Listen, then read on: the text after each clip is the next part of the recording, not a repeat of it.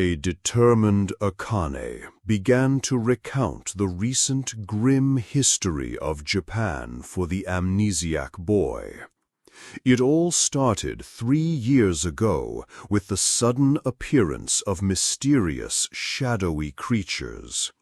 At first, experts deemed them cautious and docile, and a few girls even found them cute, though others were understandably creeped out. Initially, these creatures kept to remote forests, sparking public curiosity.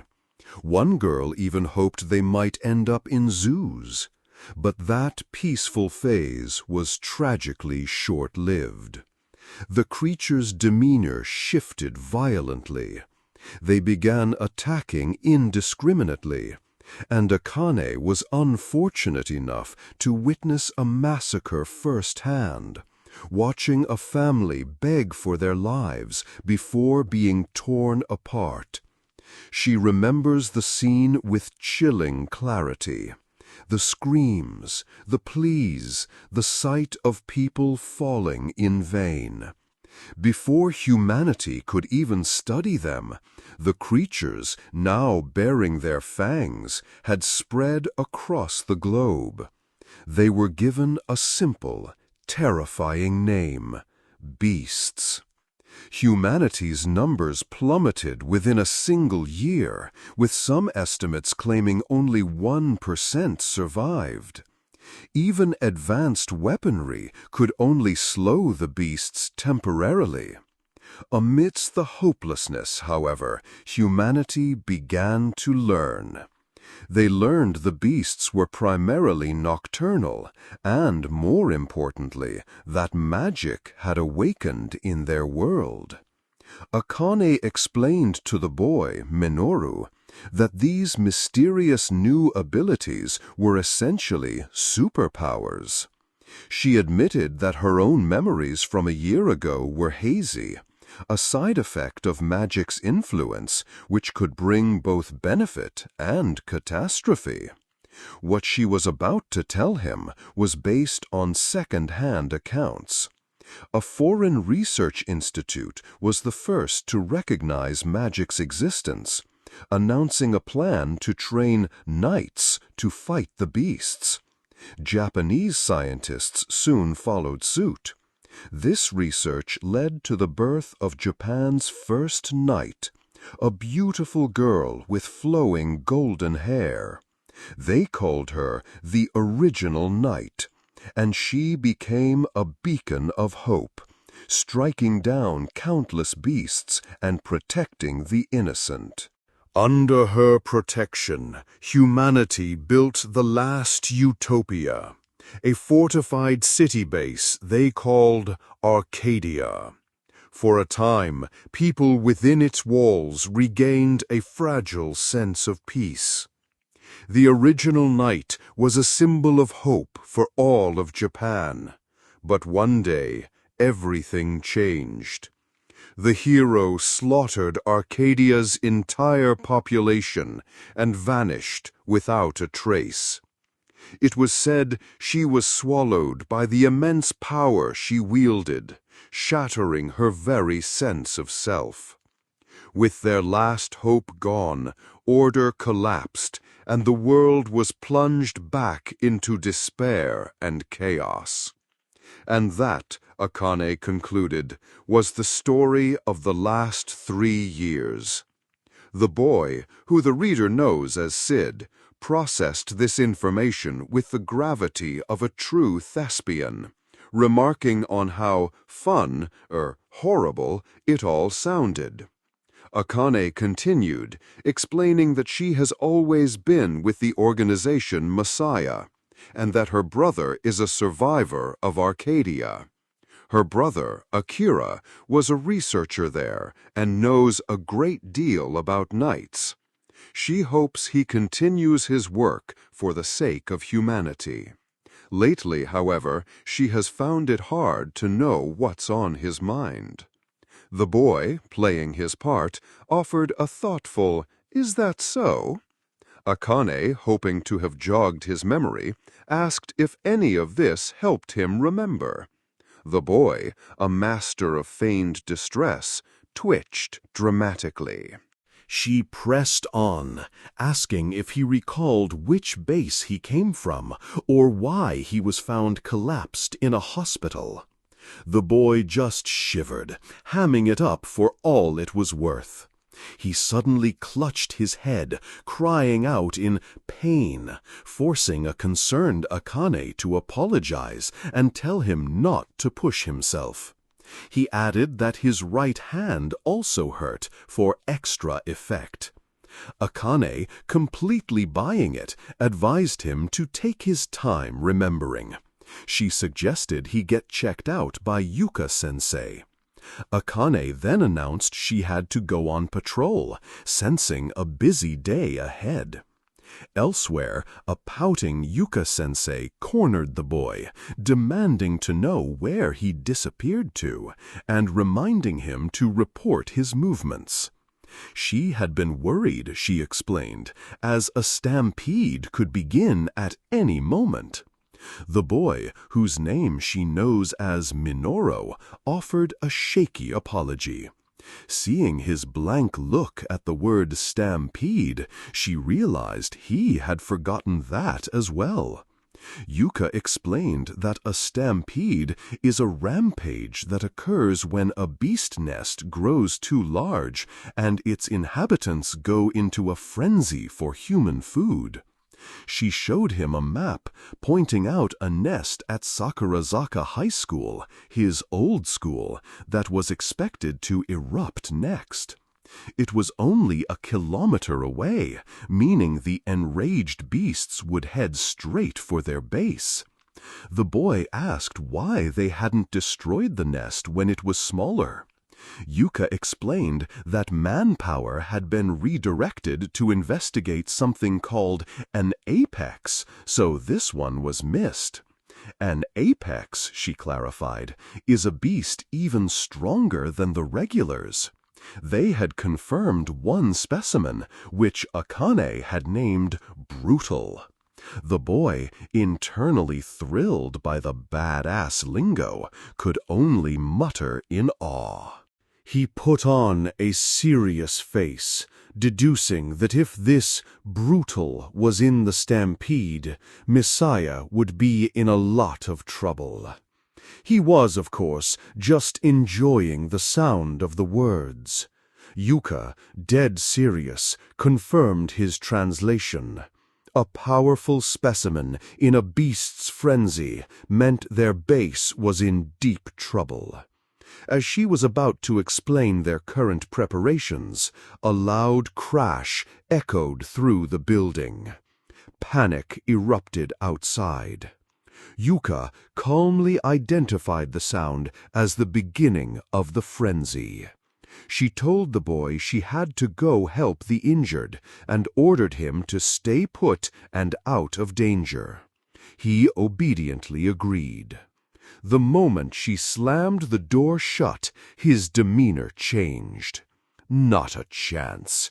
Why would he sit still when a perfect hunting ground had just opened up?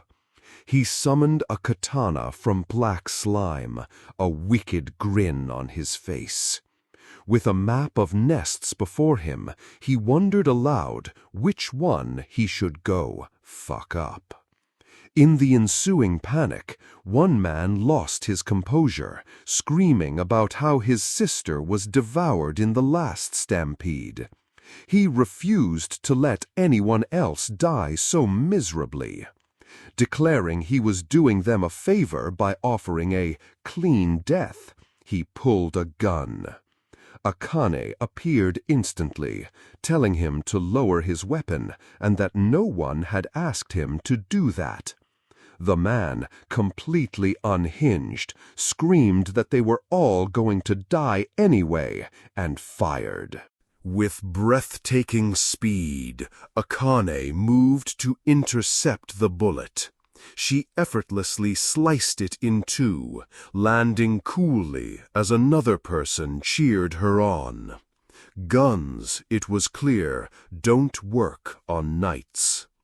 Yuuka arrived on the scene, directing the wounded to the clinic. She thanked Akane, relieved that the incident ended without casualties, but lamented how the constant disorder was pushing people to their limits. Yuuka worried they might not have enough beds, especially since Minoru was currently occupying one. Akane asked about his condition. Yuuka reported that he was physically fine. However, there were still too many unknowns, and he shouldn't be left alone. Akane processed this with a thoughtful expression. She decisively declared she would take care of him starting tomorrow, offering the extra space in her room. Yuuka was shocked, suggesting a male roommate would be more appropriate. Akane brushed off her concern, stating he was still a child. Yuuka reluctantly conceded. Just then, Yuuka was called away to treat an injured person. As Akane watched her go, a shadow fell over her. A man's voice noted her interesting conversation. It was Lieutenant Saejima. He put a hand on her shoulder, telling her not to act like a stranger, as they were classmates 3 years ago. Akane shivered with revulsion. She brushed him off coolly, stating that he was her superior now, and excused herself. He was not pleased. He confronted her, having heard she picked up a couple of kids. He could let the silver-haired girl pass as a potential awakener, but saw no need for a freeloader guy. He grabbed her arm, arguing that they were on a razor's edge, and she couldn't set a bad example by taking in a stranger. As her lieutenant, he offered to sort things out by dumping the boy at a beast nest. That was the last straw. Akane shouted, "Enough!" and slapped his hand away. She glared at him with pure fury. He sputtered, outraged that she would attack her superior. Akane retorted that he had just told her not to act like a stranger. Defeated, Saejima grumbled for her not to get cocky. He left with a parting shot, claiming to know things she had no idea about. Akane was left momentarily puzzled by his threat. She brushed it off and proceeded to her destination. She swiped her key card and entered a room. Another woman greeted her, confirming that the patient was awake. There in the bed was a silver-haired elf girl, Beta, who had been awake since noon and was physically well. Relieved, Akane introduced herself. The girl, whose name was supposedly Natsume, just looked back blankly. Beta maintained her confused, innocent facade perfectly. The caretaker explained that Natsume seemed unable to communicate or understand them, so she was trying to use a picture book to help. The girl was very enthusiastic about it.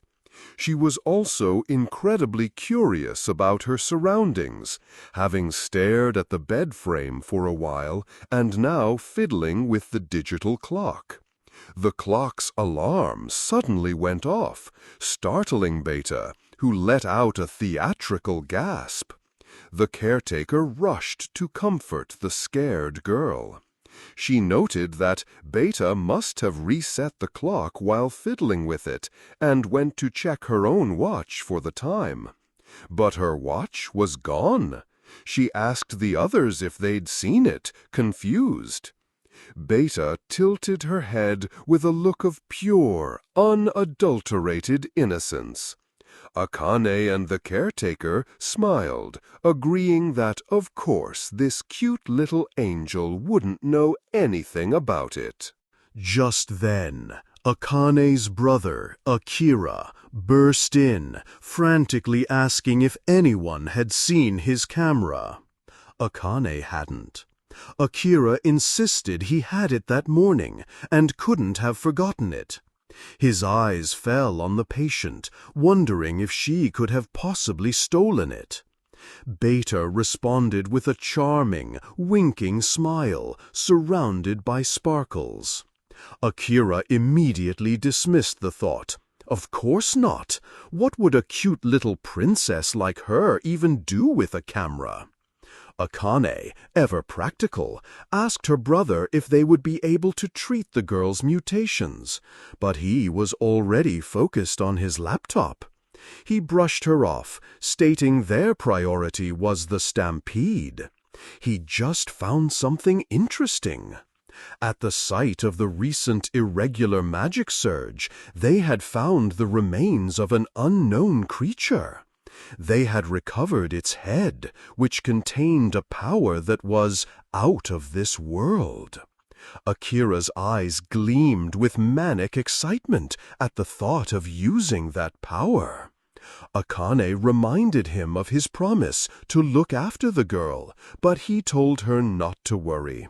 He revealed he'd already found interesting things by analyzing Beta's blood. With a dark, determined look, Akira vowed that he would not fail this time. Akane watched her brother, a deep sense of unease settling over her as he walked away.